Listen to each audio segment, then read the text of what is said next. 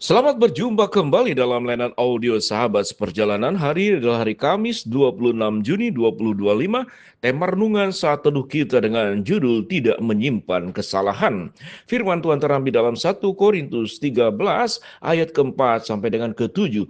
Kasih itu sabar, kasih itu baik hati. Ia tidak cemburu, ia tidak memegahkan diri dan tidak sombong. Ia tidak melakukan yang tidak sopan dan tidak mencari kepentingan diri sendiri. Ia tidak pemarah dan tidak menyimpan kesalahan orang lain.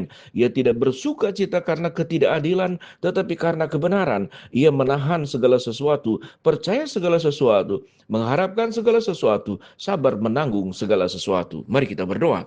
Bapa yang di dalam surga, dari banyak unsur tentang kasih kami ingin belajar, yaitu kami tidak menyimpan kesalahan sendiri maupun kesalahan orang lain. Dalam nama Tuhan Yesus kami berdoa, amin.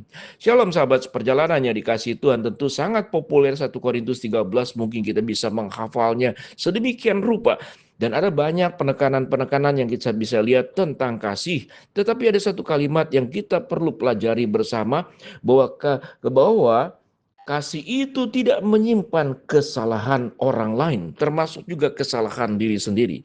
Apa yang dimaksud dengan disimpan? Sewaktu disimpan berarti adalah sesuatu yang sangat berharga. Kita tahu dengan jelas, semakin berharga barang, maka itu akan kita simpan baik-baik. Tentu yang paling utama adalah uang, perhiasan, kita akan simpan baik-baik. Karena apa? Itu sesuatu yang paling berharga dan kita tidak pernah izinkan orang lain untuk kemudian mengambilnya, menyentuhnya. Itu kita akan mengalami sebuah kemarahan besar. Kalau sesuatu yang kita simpan tanpa izin, kemudian mencoba membukanya atau bahkan mencurinya, wah kita bisa sangat marah besar.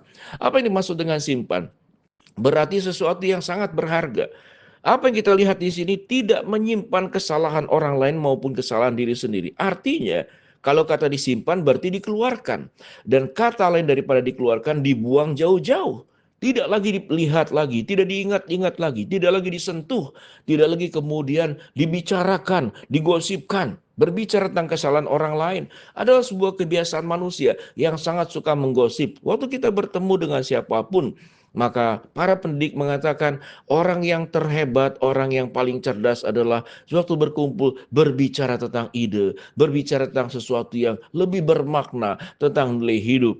Lalu kemudian orang yang lebih bawah lagi adalah membicarakan tentang peristiwa, apa yang terjadi, positif negatif kita bicarakan. Maka kemudian yang berikutnya lagi adalah orang yang membicarakan tentang kekurangan orang lain.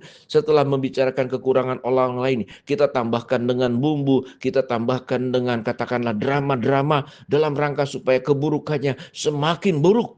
Lalu kemudian yang lebih buruknya lagi, hanya membicarakan tentang kebaikan diri sendiri. Padahal justru sikap memburukkan orang lain adalah tindakan satu bentuk daripada keburukan. Dan membicarakan kebaikan diri sendiri supaya lebih meningkat citra diri kita, itu pun juga adalah sebuah keburukan. Apa yang perlu kita lakukan? Orang yang kemudian tidak menyimpan kesalahan orang lain, dia akan belajar juga melihat tentang kesalahan diri sendiri. Bukankah kita menjadi pribadi, saat kalau orang lain bisa berbuat salah, kita pun juga bisa berbuat salah. Seringkali kita biasanya membicarakan kelebihan diri kita untuk membandingkan dengan kekurangan orang lain. Maka itu akan menjadi kelihatan menjadi lebih baik. Mengapa kita tidak membalikkan keadaan?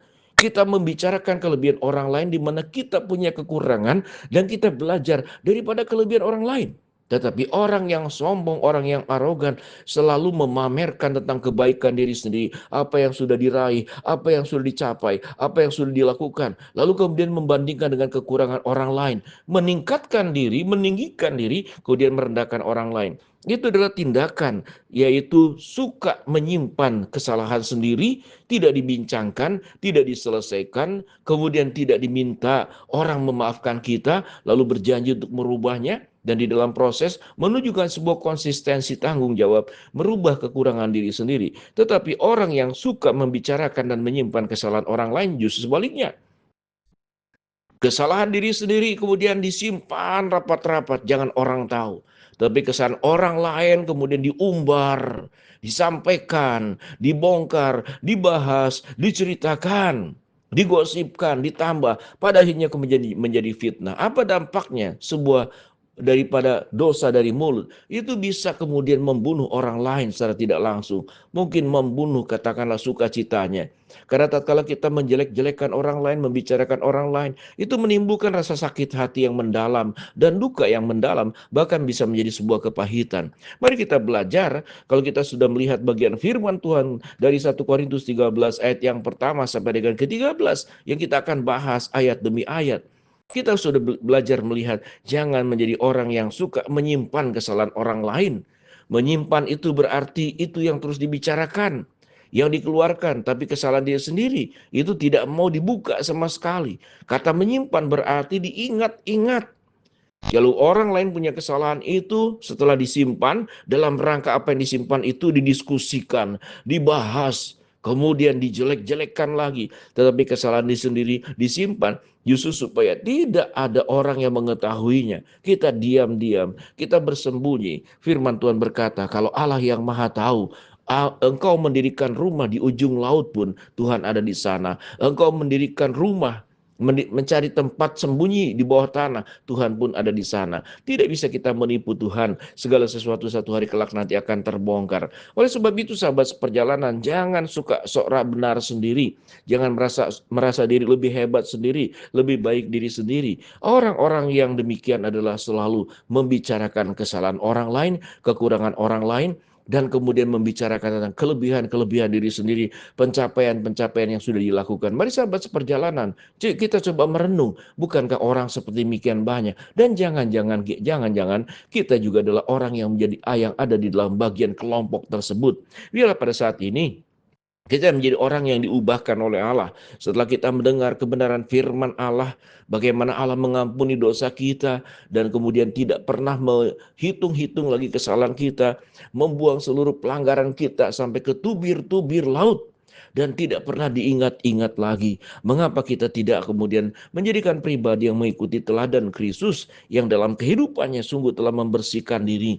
Kesalahan kita tidak disimpan, tapi kita perbaiki sehingga menjadi hal-hal baik yang kita simpan, kita lakukan, kita perbuat.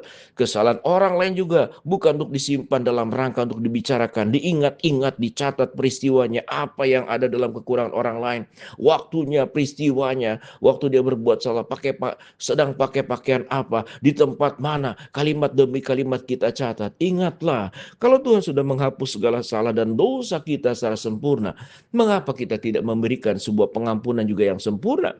Sebagaimana orang lain juga butuh untuk diampuni dan juga diberikan maaf. Kita pun juga pada saat kita berbuat salah, bukankah kita juga punya kebutuhan yang sama? Supaya orang tidak mengingat-ingat kita, dan kemudian supaya satu dengan yang lain saling belajar. Biar kita tidak menjadi orang yang arogan, yang sombong, yang kemudian suka menjelekkan orang lain.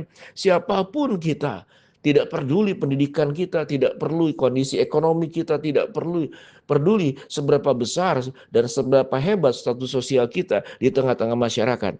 Tapi kalau kita menjadi pribadi yang suka menyimpan kesalahan diri sendiri dan tidak memperbaiki, dan suka mengumbar kesalahan orang lain, maka kita menjadi pribadi yang tidak memiliki kasih, dan kita menjadi pribadi yang tahu banyak tapi tidak berbuat banyak. Mari kita berdoa.